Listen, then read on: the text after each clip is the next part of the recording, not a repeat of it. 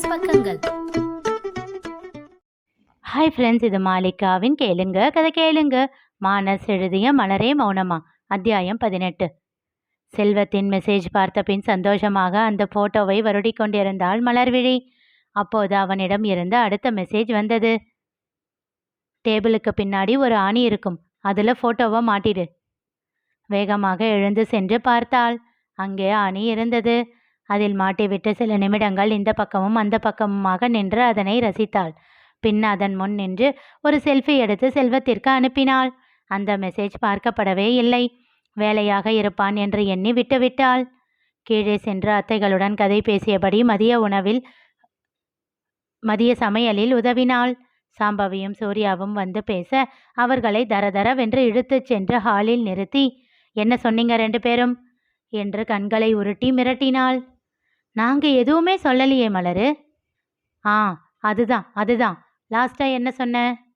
மலரு. நான் மலரா? ஆமா, அதானே உன் பேரு. அப்படியே உன்னை போட்டேன்னா தெரியும். இத்தனை நாள் கூப்பிட்ட மாதிரியெல்லாம் இனி கூப்பிடக்கூடாது, புரியுதா? நான் உன் அண்ணி, அதுவும் பெரிய அண்ணி. இனிமேல் அண்ணின்னு தான் கூப்பிடணும். எங்க சொல்லுங்க. முகத்தை அஷ்டகோணல் ஆக்கினான் சூர்யா. என்னடா மூஞ்ச அப்படி வைக்கிற? பிச்சிடுவேன் பிச்சி. இனிமேல் மரியாதையே பேசணும். நான் வந்தா எழுந்து நிற்கணும். என்னது? சாம்பவி கண்கள் சுருக்கினாள். ஏன், காது கேட்காதா? அதெல்லாம் நல்லாவே கேட்கும். ஆனா நீ சொல்றது தான் கேட்க முடியாது. வாடா போகலாம் என்று விட்டு அவளை முறைத்தவாறே தங்கள் அறை நோக்கி சென்றாள். போங்க, நீங்க 2 பேரும் அண்ணின்னு கூப்பிடுற வரைக்கும் உங்களுக்கு சோறு கிடையாது. இருவரும் என்ன செய்வது என்று தெரியாமல் விழித்து கொண்டிருக்க அங்கே வந்தான் செந்தில். தப்பிக்க மார்க்கம் கிடைத்தது என்று எண்ணி, அப்போ அண்ணா எப்படி கூப்பிடணும் என்றாள் சாம்பவி. இது என்ன கேள்வி? அவரும் அப்படிதான் கூப்பிடணும். என்ன கொழுந்தனாரே என்றாள். ஏய் சிச்சி, என்ன கருமண்டி இது, நாறு கீருன்னு என்றான் செந்தில். அண்ணா, இனிமேல் நாம 3 பேரும் அண்ணின்னு தான் கூப்பிடணுமாம், இல்லைன்னா சாப்பாடு கிடையாதாம். பாவமாக முகத்தை வைத்து கூறினான் சூர்யா. நான் சாப்பிடாம பட்னியா கூட இருப்பேன், இவளை அண்ணின்னு எல்லாம் கூப்பிட மாட்டேன் என்றான் கராராக. உரக்க சிரித்தாள் மலர். சரி, நீ மட்டும் அப்படி கூப்பிட வேண்டாம். ஏன் அவசரமாக கேட்டாள் சாம்பவி. எதுக்கு இத்தனை ஏன்? அவன் அப்படி கூப்பிட்டா எனக்கு என்னவோ வயசான மாதிரி இருக்கும் இல்ல? என்ன இருந்தாலும் இவன் என்னை விட பெரியவன் தானே. ஏண்டி, படிக்கிற வரைக்கும் உனக்கும் எனக்கும் ஒரே வயசுன்னு காலேஜ் முழுக்க சொல்லிக்கிட்டு தெரிய வேண்டியது இப்போ என்னை விட சின்னவன்னு சொல்லியிருக்கியா என்று கேட்டு முறைத்தான். பொண்ணுங்க லைஃப்ல இதெல்லாம் சாதாரணமப்பா. ஒரு ஸ்டேஜுக்கு மேலே எங்களுக்கு வயசு ஏறாது, தெரியும் இல்ல? அப்போ இனிமேல் உனக்கு வயசு ஏறாதா? சூர்யா கேட்டான். இதெல்லாம் உனக்கே ஓவரா இல்ல? இல்லையே. தோள்களை குலுக்கினாள். அவளை முறைத்தாள் சாம்பவி. ஏய், அப்புறம் சாவகாசமா முறைச்சிக்கலாம், முதல்ல அண்ணின்னு கூப்பிடு. அவள் சூர்யாவிற்கு ஜாடை காட்ட அவனும் சரி என்று தலையசைத்தான். ரெடி, 1 2 3 அவள் எண்ணியதும் இருவரும் கோரஸாக மலரு என்று கத்தினார்கள். அடிங்க என்றவள் இருவரையும் அடிக்க துரத்தினாள். உரக்க சிரித்தான் செந்தில். அந்த பெரிய ஹால் முழுவதும் சுற்றி ஓடி மூவரும் டயர்டாகி வந்து சோஃபாவில் பொத்தென்று அமர்ந்தார்கள். மலரின் 2 பக்கமும் அமர்ந்திருந்தவர்கள் அவள் கன்னம் பற்றி கொஞ்ச ஆரம்பித்தார்கள். நாங்க உன் ஃப்ரெண்ட்ஸ் இல்லையா மலரு? நாங்க 2 பேரும் பாவம் இல்லையா? நீ எங்க செல்லந்தானே?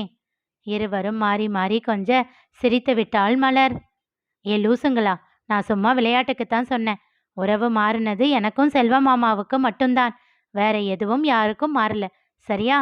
அவர்கள் கன்னம் கிள்ளி முத்தம் வைத்தாள்.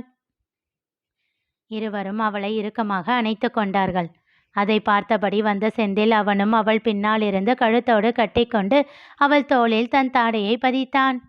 அப்போ நானும் மலரு என்றான் பாவமாக முகத்தை வைத்து. நீயுந்தா லூசு என்று அவன் தலையில் செல்லமாக கொட்டினாள். இதை பார்த்த அமுதா புன்னகையோடு சமையல் அறைக்குள் சென்றார். என்னடி சிரிச்சுக்கிட்டே வர? நாம ஏங்க சின்ன வயசுலயே செல்வத்துக்கும் மலருக்கும் கல்யாணம் பண்ணி வைக்கணும்னு நினைக்கல? ஏன் அப்படி கேட்குற? இனி என் பிள்ளைங்களை பற்றி எனக்கு கவலை இல்லைக்கா. ஏற்கனவே செல்வந்தான் அவங்களுக்கு தேவையானதெல்லாம் பார்த்து செய்கிறான். இப்போ மலரும் சேர்த்து அவங்கள பார்த்துக்குவா. எனக்கு ஜாலிதான். அது சரி. அவரும் சிரித்தார்.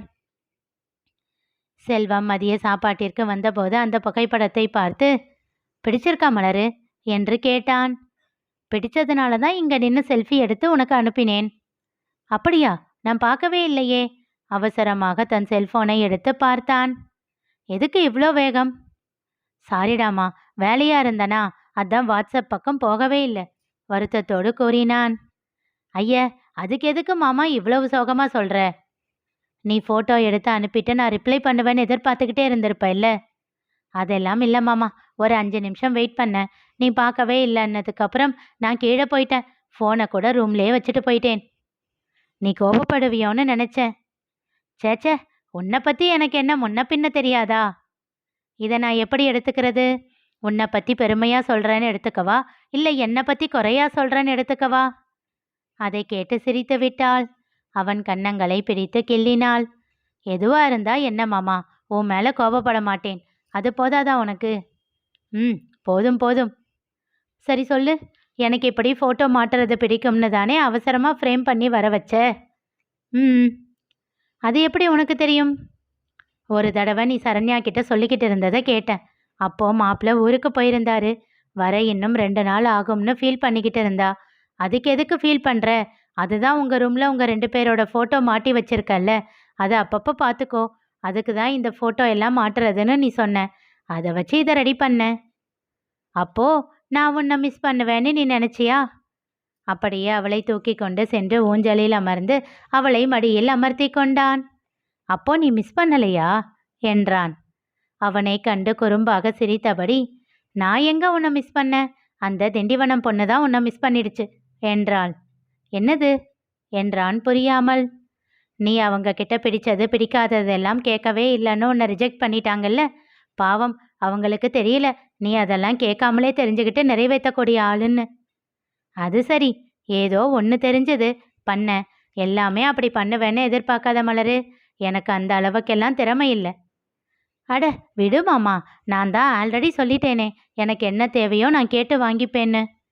சிரித்தபடி அவள் நெற்றி முட்டினான் செல்வம். இருவரையும் ஒன்றாக அமர வைத்து உணவை பரிமாறினார் தங்கமணி. ஏன் அத்தை, தினமுமே இப்படித்தானா என்றாள் மலர் குறும்பாக. ஆசை தாண்டி உனக்கு. கல்யாணம் முடிஞ்சு வீட்டில் இப்போதான் முதல் முறையாக சாப்பிட்றீங்க. அதான் ஒன்றா உட்கார வச்சோம். நாளையிலேருந்து நீ ஆச்சு, உன் புருஷனாச்சு. நாங்கள் எல்லாம் பக்கத்தில் கூட வரமாட்டோம் என்றார் அமுதா.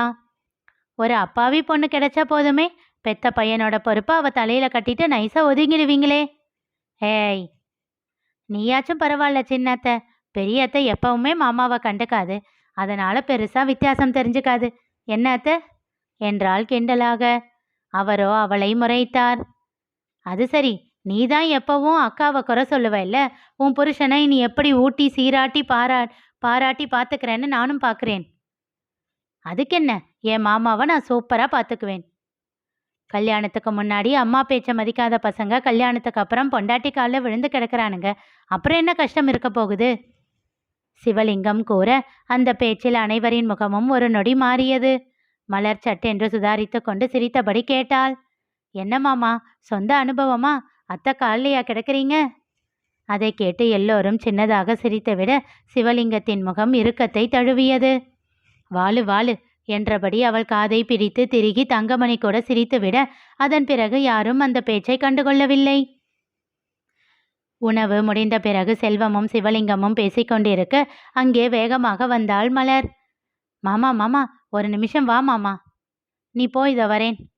ப்ளீஸ் மாமா, ஒரே ஒரு நிமிஷம்தான், சட்டுன்னு வந்துட்டு போயிடலாம் மாமா என்றவள் அவன் கையை பிடித்து இழுத்து சென்றாள். செல்வமும் எதுவும் பேசாமல் அவளோடு இசைந்து செல்ல சிவலிங்கத்தின் முகத்தில் கோபம் கொப்பளித்தது. என்ன மலரு? பவி புது ஃபோனில் என் சிம்மை மாத்திட்டா. அதில் 2 பேரும் ஒரு ஃபோட்டோ எடுத்துக்கலாம். பவி எடுடி. இருவரையும் சேர்த்து அவள் புகைப்படம் எடுக்க அதன் பிறகு இருவரும் செல்ஃபி எடுத்து கொண்டனர். மீண்டும் சிவலிங்கத்திடம் வந்து செல்வம் அமர, என்ன பழக்கண்டா இதெல்லாம்? பேசிக்கிட்டு இருக்கும்போதே போற, அது என்ன அவ்வளோ முக்கியமான வேலையா? கோபமாக சீறினார் அவர். இனி நிகழப்போவது என்ன தெரிந்து கொள்ள தொடர்ந்து கேளுங்க, கதை கேளுங்க. மீண்டும் சந்திப்போம்.